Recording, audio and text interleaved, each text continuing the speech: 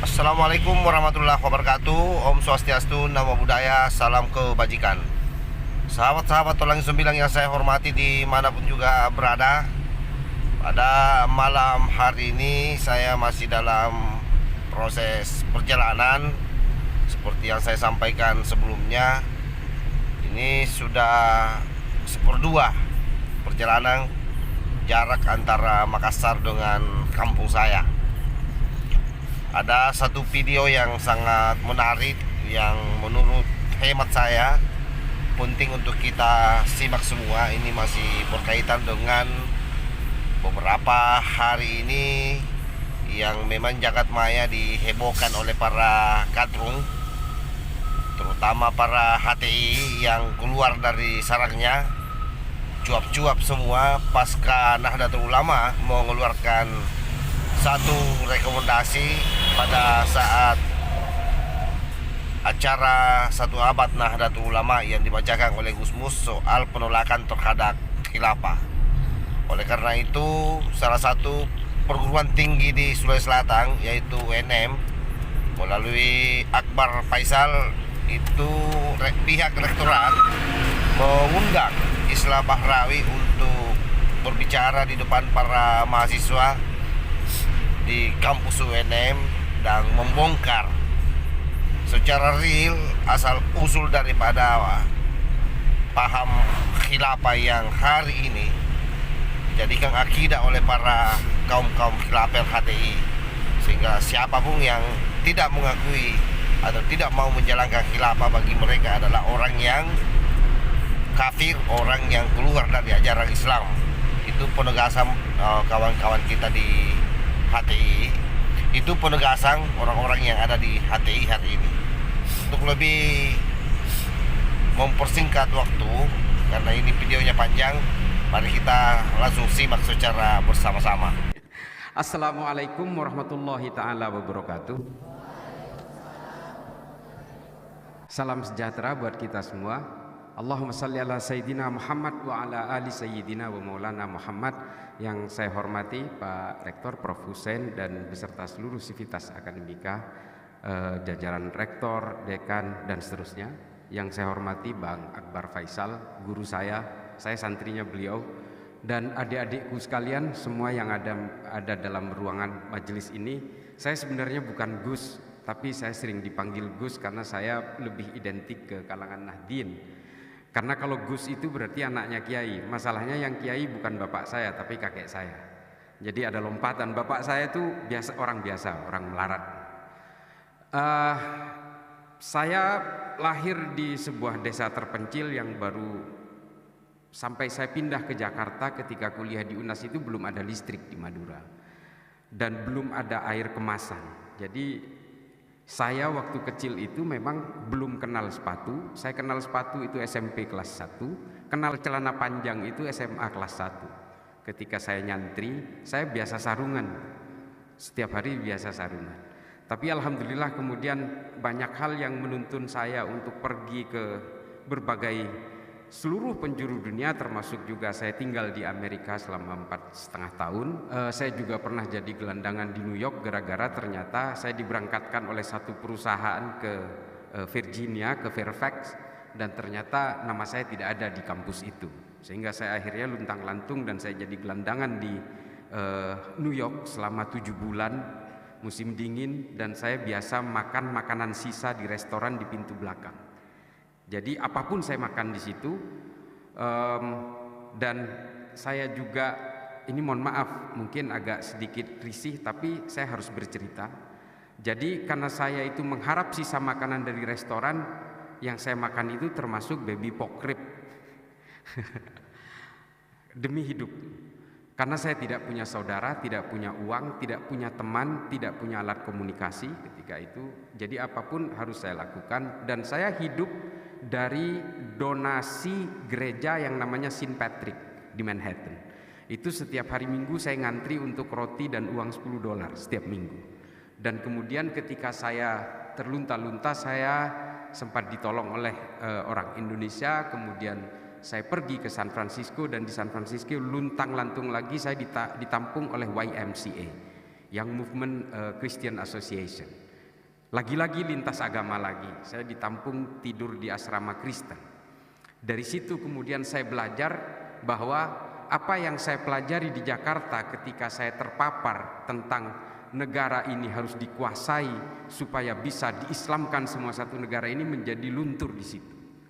Saya terpapar oleh Ma'alim fil Thoriq, bukunya Said Qutb ketika saya kuliah, yang mengharuskan saya menjadi toli'ah, kesatuan elit kecil, supaya bisa memantik revolusi dan menguasai negara ini, lalu bisa kemudian mengislamkan seluruh orang Indonesia ini supaya Islamnya sama dengan saya. Itu keyakinan saya ketika saya terpapar Ma'alim fil Thoriq. Nah, di Amerika semua itu kemudian terbantahkan bahwa the world is not only mine. Jadi dunia ini sebenarnya punya siapa saja. Apapun agamanya, semua manusia diciptakan oleh Tuhan yang sama. Yang menentukan keimanan kita adalah di mana kita lahir, dari orang tua beragama apa kita lahir. Dan itu semua bukan kehendak kita. Lalu kemudian untuk apa kita saling membenci? Karena perbedaan-perbedaan keimanan. Dari situlah kemudian konklusi itu lahir. Itulah mengapa saya mengambil filsafat Islam. Saya ingin mempelajari bagaimana pemikiran-pemikiran Al-Biruni, Al-Kindi, At-Tabrizi, Ibnu Rushd, Imam Ghazali, dan semua pemikir-pemikir filsafat Islam, bagaimana genealoginya itu terbentuk sehingga mereka menjadi orang-orang yang tidak gelisah oleh keimanan orang lain. Nah, saya belajar di situ, dan kemudian saya juga belajar sejarah juga di situ. Dari sejarah kita belajar apa yang kita harus lakukan hari ini sehingga kita bisa merancang apa yang akan kita lakukan di masa depan. Nah, saya akan bercerita bagaimana dalam konteks Islam kita ini akan hidup hari ini, kita hidup hari ini dan kita akan hidup di masa depan. Dan bagaimana generasi mendatang untuk menyikapi itu, termasuk adik-adik sekalian yang mungkin 10-20 tahun ke depan kalian akan menjadi pemimpin dari kami-kami yang sudah reot ini nantinya. Kita semua memang akan mati, karena kita semua hari ini adalah menunda kematian saja. Tapi setidaknya secara pada tataran ukuran logika, kalian itu akan lebih belakangan daripada saya. Nah, oleh karena itu saya akan bercerita terutama merujuk kepada podcast saya dengan Bang Akbar. Saya mengatakan Islam tidak pernah punya sejarah politik yang gemilang.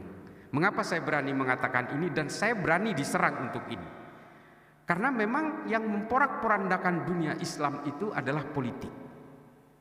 Politiklah yang memporak-porandakan Islam. Dan karena politik dan kepentingan-kepentingan politik itulah umat Islam terlibat dalam pembunuhan sesama orang Islam dan terlibat perang dengan sesama orang Islam. Bahkan orang Islam demi politik bisa membunuh puluhan juta orang di mana-mana. Ini yang harus saya jabarkan. Oke, banyak orang yang berkata bahwa ada satu prestasi gemilang dalam Islam ketika Muhammad Al-Fatih menaklukkan Konstantinopel yang sebelumnya dikuasai oleh Kekaisaran Bizantium. Notabene dalam hal ini orang-orang Romawi. Tapi apa yang tersisa setelah itu? Tidak ada. Apakah kekuasaan politik Islam di Eropa kemudian menyisakan orang-orang Islam dan kejayaan Islam hari ini di Eropa? Tidak juga. Apakah kekuasaan politik Islam yang menguasai mulai dari semenanjung Iberia sampai ke pinggiran Portugal, sampai ke Santorini di Yunani, sampai juga ke arah selatan ke pinggiran kota Toulouse di Prancis, itu juga merupakan prestasi Islam? Tidak. Kelompok-kelompok Bani Umayyah yang dipersekusi oleh Bani Hashim dari Arab, yang kemudian mengakar politiknya di Eropa, itu pada dasarnya adalah memperlebar kekuasaan dengan membunuh 20 juta lebih orang Eropa. Setelah berkuasa selama 600 tahun di Eropa, apa yang tersisa? Setelah politik Islam tumbang di Granada pada abad ke-14, apa yang terjadi? Tidak menyisakan satu pun keimanan di sana. Secara genetik satu pun tidak ada. Yang disisakan adalah apa? Dendam-dendam dan brutalitas orang Kristen terhadap orang Islam yang mempersekusi sejadi-jadinya terhadap orang Islam hingga orang Islam terlempar ke Mediterania. Al-Quran 123.000 Al-Quran dibakar di Plaza de Granada. Orang Islam dibaptis paksa sambil memegang tasbih dan Al-Quran. Al-Qurannya dirampas, tasbihnya dirampas, lalu orangnya ditunjuk paksa untuk dibaptis menjadi Katolik pada saat itu juga. Sehingga hari ini tidak ada satu gentik pun yang disisakan oleh keimanan Islam di Eropa karena persoalan-persoalan politik. Kalau hari ini ada orang Kristen di Eropa, itu imigran, pengungsi, atau akulturasi, atau mu'alaf yang karena perkawinan dan sebagainya. Tidak ada satupun yang disisakan. Kalau kita lihat masjid-masjid di Eropa, terutama di daerah-daerah Spanyol hari ini, itu adalah bekas bangunan masjid yang kemudian hari ini dikonversi menjadi gereja. Menara-menara yang dulu tempat azan sekarang dikasih lonceng dan sebagainya. Artinya apa di sini? Islam tidak pernah berjaya secara politik. Dan Islam tidak bisa dijayakan lewat jalur politik. Karena kalau lewat jalur politik, maka akhirnya Islam akan ditaklukkan oleh penakluk berikutnya. Demikian seterusnya. Karena dalam politik, persoalan-persoalan politik akhirnya akan runtuh oleh penaklukan-penaklukan. Demikian seterusnya. Betapa hebatnya Bani Abbasiyah yang berkuasa dengan Baitul Hikmah yang luar biasa, kemudian runtuh oleh penakluk dari Mongolia. Dan selesai semuanya. Lalu muncul kemudian pemikiran-pemikiran kebangkitan politik yang tidak sanggup untuk men-trigger kebangkitan politik itu lagi.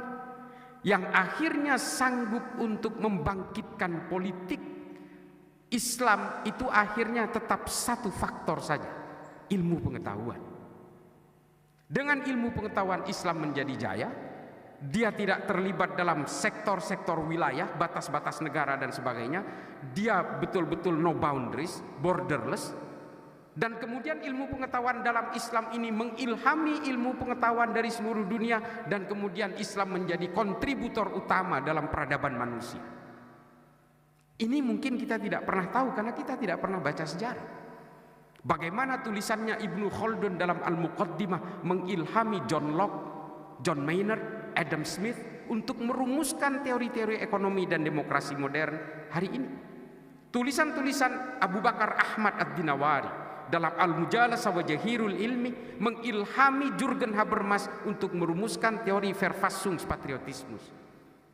Indah sekali. Perdebatan antara Imam Ghazali dan Ibnu Rushd dalam Tahafud Al-Falasifah dan Tahafud At-Tahafud mengilhami seorang pemikir dan filsuf dari Eropa bernama Thomas Aquinas yang membuat buku Summa Theologica. Buku Summa Theologicanya Thomas Aquinas isinya adalah intipati dari dua buku utama dalam filsafat Islam, Tahafud Al-Falasifah dan Tahafud At-Tahafud. Lalu kemudian pemikir-pemikir Islam ini berdiaspora dan diadaptasi, dan kemudian semua menjadi luntur, turun dan runtuh keilmuan Islam ini setelah Islam kembali berkenalan dengan berbagai tujuan-tujuan politik baru.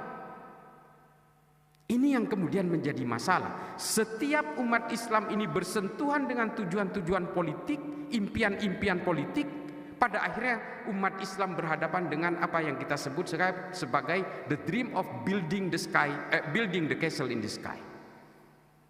Hanya bermimpi untuk membangun istana di atas awang-awang. Dan ini tidak pernah terwujud. Dan bagaimana kemudian umat Islam semakin diporak-porandakan oleh berbagai kepentingan politik di Arab Saudi untuk kepentingan salah satu keluarga Ibnu Saud untuk melepaskan diri dari cengkeraman Kekaisaran Ottoman di bawah seorang ulama yang kemudian membuat fikih-fikih baru yang bernama Muhammad bin Abdul Wahab. Bagaimana pemikiran Ibnu Taimiyah pada abad pertengahan lewat Majmu' al-Fatawa, Al-Wala wal-Bara yang dibuat untuk kebangkitan politik Islam pada masanya dimodifikasi oleh seorang ulama Saudi bernama Muhammad Said Al-Qahtani. Namanya Al-Wala wal-Bara fil Islam. Ini yang kemudian membuat porak-poranda impian-impian politik umat Islam di seluruh dunia hingga hari ini. Kemudian ditambah parah oleh pemikiran-pemikiran Hasan al-Banna, Said Qutb fi Dhilalil Quran, Ma'alim fil Tariq, Muhammad Qutb, Jahiliyatul Qarnin Isrin, Abu Bakar Naji, Idarat At-Tawahhus. Kemudian semuanya menjadi luluh lantak dan hanya melahirkan berbagai firqah-firqah yang berbasis kekerasan, ekstrim, teror, intoleran dan sebagainya. Ini gara-gara semuanya adalah ketika Islam diseret paksa ke dalam kepentingan-kepentingan politik. Padahal secara historik yang pernah menjayakan Islam itu adalah ilmu pengetahuan. Ketika Islam bersentuhan dan betul-betul fokus dalam ilmu pengetahuan, Islam betul-betul berkontribusi terhadap peradaban manusia. Dan Islam tidak mengenal dunia-dunia yang eksklusif. Islam hanya mengenal berbagai kepentingan terhadap al-insaniyah qabla tadayyun, kepentingan kemanusiaan daripada persoalan-persoalan eksklusif dalam keimanan. Islam tidak kemudian mengenal lintas budaya, lintas bangsa, lintas keimanan. Bagaimana kemudian Al-Ibri, seorang pendeta Kristen, bisa merumuskan jaga jarak dalam pandemi. Ini yang menciptakan adalah, jadi kalau kemarin ketika Covid itu ada jaga jarak, ini yang menciptakan konsep pertama kali ini namanya Al-Ibri, seorang pendeta Kristen. Di mana dia merumuskan? Di Baghdad, di Baitul Hikmah bersama Imam An-Nawawi. Ini diterangkan dalam salah satu jurnal yang sudah terbit pada masa itu. Nih, hebatnya kejayaan Islam pada masa itu adalah dia sudah punya jurnal namanya Ahbari Moghulan. Jadi jurnal pertama di dunia ini justru diterbitkan di Baghdad. Dan Baghdad ketika itu adalah epicentrum peradaban manusia, ekonomi, politik, budaya, semua berpusat di Baghdad di bawah pemerintahan Islam. Nah, politik Islam kemudian ikut berjaya lewat ilmu pengetahuan. Hari ini kita tidak lagi melahirkan berbagai ilmuwan-ilmuwan yang luar biasa dari Islam, sekelas Ibnu Khaldun, Al-Khawarizmi yang menciptakan angka 0 dalam matematika. Kita tidak lagi melahirkan itu, dan kita tidak melahirkan ilmu-ilmu kedokteran baru seperti yang anatomi tubuh yang dilakukan oleh Ibnu Sina. Ibnu Sina juga yang mengukur jarak bulan dan matahari tanpa memakai alat. Ini bisa dibaca literaturnya banyak sekali. Dan bahkan umat Islam juga menciptakan prototipe embrio pertama untuk penciptaan lensa yang kemudian dikembangkan oleh masyarakat di Jerman. Ini banyak sekali, tapi bukan hanya dalam sisi yang positif memang. Beberapa pemikiran-pemikiran anti Tuhan sekalipun itu dikeluarkan oleh juga orang-orang Islam di Arab. Pemikiran-pemikiran ateis juga dikeluarkan oleh pemikir-pemikir Islam, karena memang ketika itu kebebasan yang luar biasa diberikan oleh Islam untuk berkembangnya ilmu pengetahuan. Pemikiran-pemikiran ateis ini dari Islam yang anti Tuhan dan tidak percaya kepada kerasulan ini kemudian dipakai oleh pemikir-pemikir ateis di Eropa, terutama oleh Darwin, oleh Feuerbach, oleh Ernest Bloch dan sebagainya, oleh Marx. Ini dipakai. Jadi pemikir-pemikir ateis pertama di dunia ini justru berawal dari pemikir-pemikir Islam juga. Ini bukan saya ingin memberitahu bahwa Islam tidak sebagian orang Islam tidak percaya Tuhan, bukan, tapi betapa hebatnya pemikiran Islam ketika ruang ilmu pengetahuan itu betul-betul diberikan seluas-luasnya. Mungkin adik-adik belum tahu bahwa pemikir ateis pertama di dalam dunia Islam itu namanya Abul A'la Al-Ma'arri, Ibnu Muqaffa. Ada juga yang namanya Abu Bakar Razi. Ini adalah pemikir-pemikir ateisme pertama. Jadi kalau kita baca tulisan-tulisan dari seperti Nietzsche misalnya, Zarathustra misalnya, itu sama persis dengan tulisan-tulisan Abu La'la Al-Ma'arri dalam Ad-Dhulumiyah namanya. Sama persis. Jadi bahkan yang tidak percaya Tuhan pun akhirnya juga terilhami. Meskipun dua orang pemikir ini akhirnya dipenggal. Dan yang satu meninggal karena sakit, Abu La'la Al-Ma'arri karena buta, jadi mungkin eksekutornya tidak tega. Tapi Ibnu Muqaffa dan juga Abu Bakar Razi akhirnya dipenggal karena dianggap murtad. Yang ingin saya ceritakan di sini adalah bagaimana kemudian berbeloknya orientasi dan trajektori perjuangan kejayaan Islam ini kemudian berubah hingga hari ini. Berbagai hukum-hukum fikih yang sifatnya mutaghayyirat, yang tidak statis, yang tidak bisa diganggu gugat lagi, ini kemudian menjadi rawan sebagai alat pemecah belah dari keumatan kita, uhuah kita. Pemikiran-pemikiran Wahabisme misalnya, yang dulu dirumuskan oleh ulama-ulama Wahabi di Arab Saudi untuk kepentingan politik Arab Saudi dan untuk mengglorifikasi kekuatan-kekuatan Ibnu Saud di Arab Saudi, kemudian dibawa hari ini ke seluruh penjuru dunia dan mengilhami berbagai resistensi dan perjuangan orang untuk memantik revolusi di berbagai negara. Adik-adik sekalian, saya sudah pernah ke Afrika 3 kali. Saya sudah ke berbagai negara konflik, di Somalia, di Mozambik, sampai ke Sudan. Saya sudah ke Republik Afrika Tengah, ke Bangui. Saya sudah ke Nigeria, saya sudah ke Liberia, ke Monrovia. Saya sampai ke daerah sana dan semua sama persoalannya. yaitu persoalan-persoalan hakimiyah dan takfiriyah. Penghakiman terhadap orang lain yang berbeda, yang kemudian mengkafirkan orang yang berbeda itu. Semua berawal dari konsep ini. Konsep ini kemudian tergulirkan secara deras dengan menggunakan konsep al-wala wal bara dari Muhammad Said Al-Qahtani yang saya ceritakan tadi. Membangun monoloyalitas kepada orang yang dianggap sama dan membangun permusuhan kepada orang yang dianggap berbeda dalam hal apapun. Di Indonesia hari ini sudah terasa, karena persoalan-persoalan politik orang saling mengkafirkan satu sama lain. Kalau tidak memilih pilihan saya, kalian termasuk orang yang tidak memperjuangkan agama saya. Nah, ini ketika agama sudah diseret paksa ke jalur politik, ini bisa memantik permusuhan, perpecahan hingga jalur-jalur kekerasan. ISIS, Al-Qaeda, Boko Haram, Al-Shabaab, Hasan Turabi, Jabhatun Nusra, Liwa'ut Tauhid, Laskar At-Taibah, Jamaah Islamiyah, Jamaah Ansarud Daulah, Jamaah Ansarus Syariah, JAK, JAT, JAS, MIT, MIB, NII, Khilafatul Muslimin.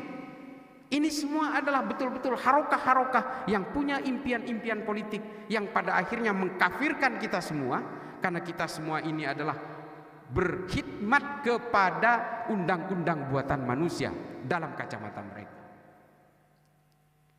Karena politik, umat Islam bisa mengkafirkan sesama umat Islam, sesuatu hal yang tidak pernah dilakukan Nabi sedikit pun. Nabi tidak pernah mengkafirkan sesama muslim, tidak pernah. Tapi kita hari ini sudah biasa. Karena saya mengharamkan ziarah kubur misalnya, lalu saya mengkafirkan orang yang ziarah kubur, ini biasa.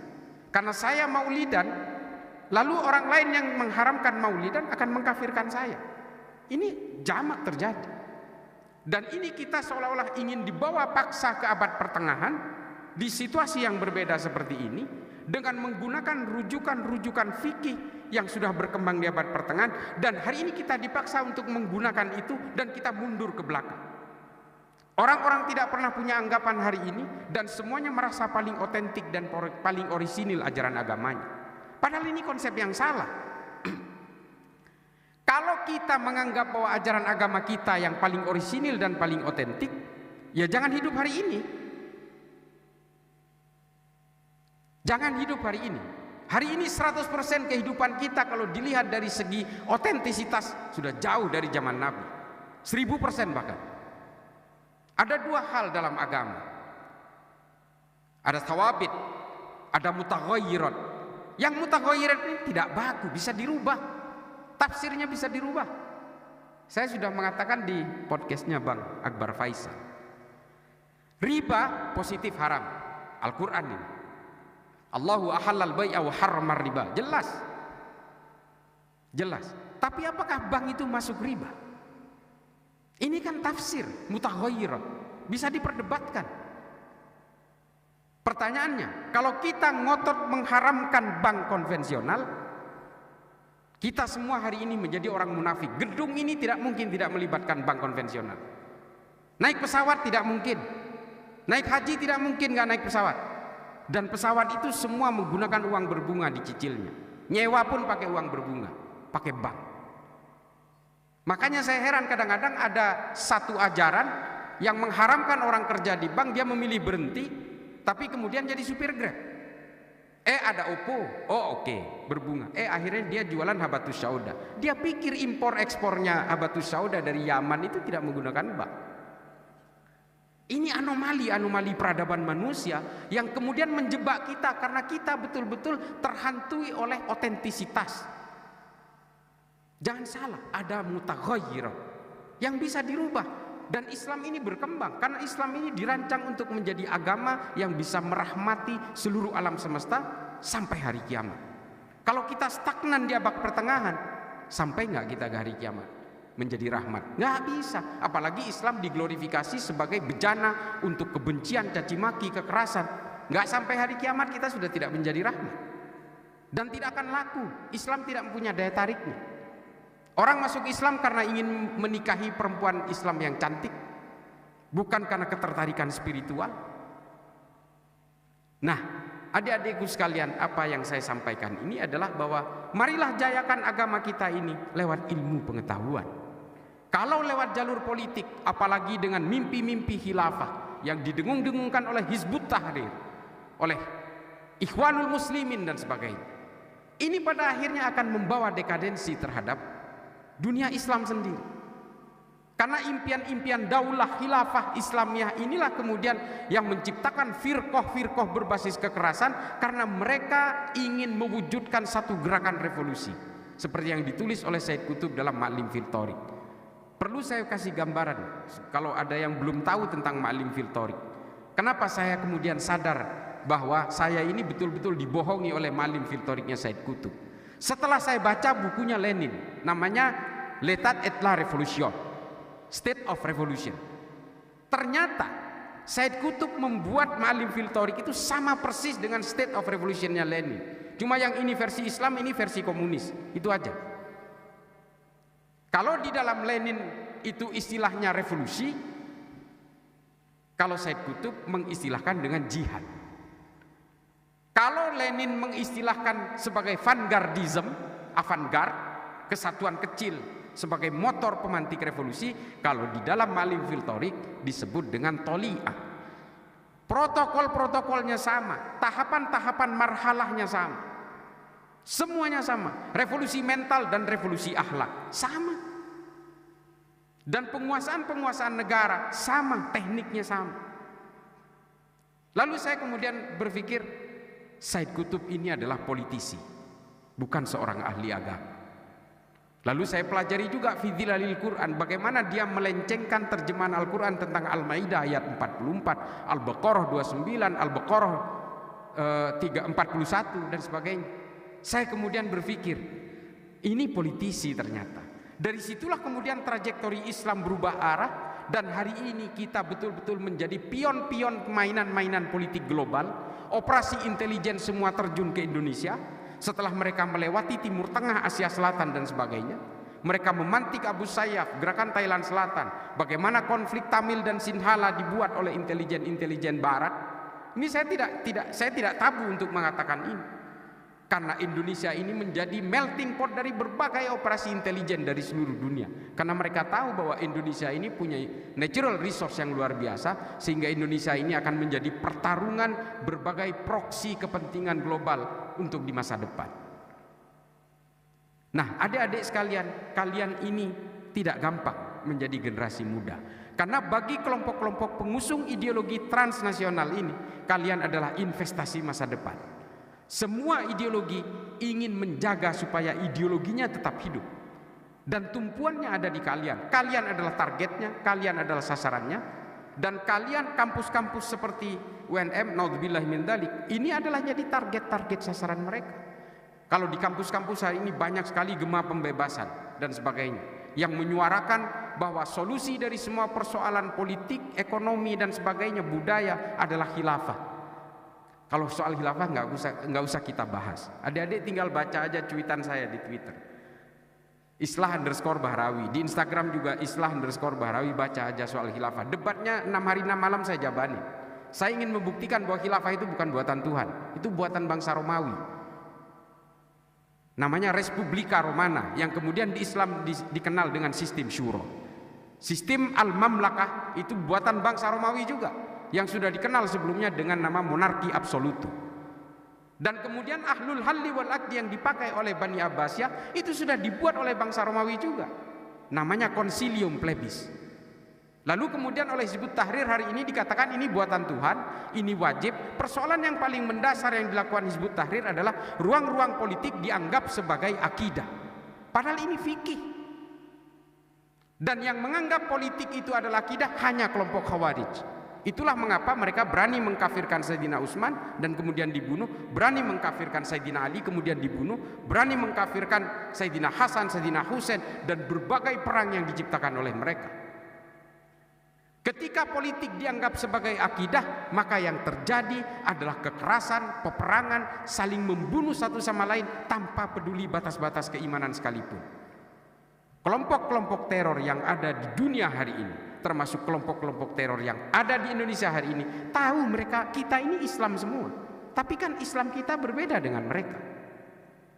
Inilah kemudian yang menjadi perhatian dari kita, bahwa ketika kita sudah diracuni oleh mimpi-mimpi politik, kita sudah diracuni oleh politisasi agama, yang terjadi apa? Kita saling mengkafirkan dan bermusuhan satu sama lain, meskipun keimanan dan agamanya sama, tafsirnya sama. Yang paling terakhir akan saya contohkan mengapa saya lebih ngotot untuk memajukan Islam lewat ilmu pengetahuan. Hari ini kita tidak lagi melahirkan Ibnu Sina. Kita tidak lagi melahirkan berbagai pemikir-pemikir yang brilian, polimath di dalam Islam. Tabrizi tidak kita lahirkan, Imam Ghazali tidak kita lahirkan, Ihya Ulumuddin kita tidak lahirkan lagi. Al-Mustadrak ala Sahihain tidak kita lahirkan lagi. Al-Mujalasah wa Jahirul Ilmi, Al-Muqaddimah, Al-Ibar tidak kita lahirkan lagi. Yang kita lahirkan hari ini adalah Abu Bakar Ba'asir, Osama bin Laden, Aiman Al-Zawahiri, Abu Bakar Al-Baghdadi, Oman Abdurrahman, Fauzan Al-Ansori. Itu yang kita lahirkan hari ini, yang hanya sanggup menjadi ideolog kekerasan, hakimiyah dan takfir kepada orang lain. Kita tidak lagi melahirkan berbagai pemikir-pemikir yang lebih memikirkan tentang bagaimana peradaban manusia tidak keluar dari maqasidus syariah. Tidak lagi.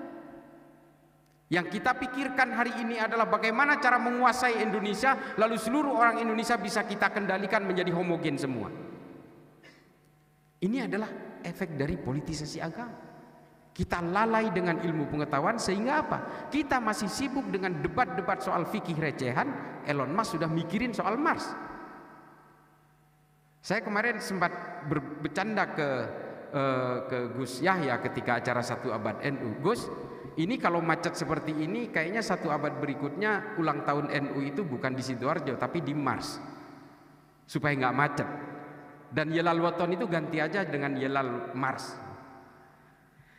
Jadi hari ini kita betul-betul sudah terframing ke arah impian-impian politik, karena kita betul-betul menjadi mainan-mainan dari political toys, gerakan-gerakan the shifting of power global game.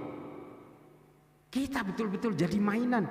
Kalau kita perhatikan bagaimana Al-Qaeda lahir, bagaimana ISIS lahir, bagaimana gerakan-gerakan Commonwealth di berbagai negara di dunia, bagaimana kemudian KKB bisa mendapatkan tempat diakomodasi, Beni Wenda ada di Inggris, bagaimana kemudian Hizbut Tahrir ada di London, markas besarnya, Ahmadiyah ada di London.